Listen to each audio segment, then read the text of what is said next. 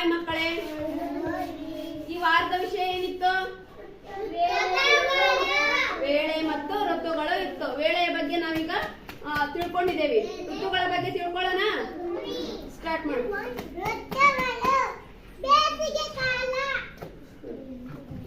ಬೇಸಿಗೆ ಕಾಲದೊಳಗೆ ಏನ್ ಬೇಕು ನಮ್ಗೆ?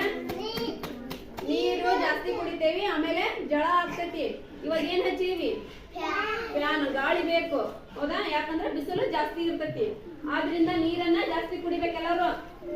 ನೆಕ್ಸ್ಟ್ ಯಾವ ಕಾಲ? ಜೋರಿ ಹೇಳಲ್ಲಿ. ಚಳಿಗಾಲ. ಚಳಿಗಾಲದಾಗ ಏನ್ ಬೇಕು ನಮ್ಗ? ನಡಕೊಂದನ ಬರಕತ್ತ ನಾವು ಮುದುಕ.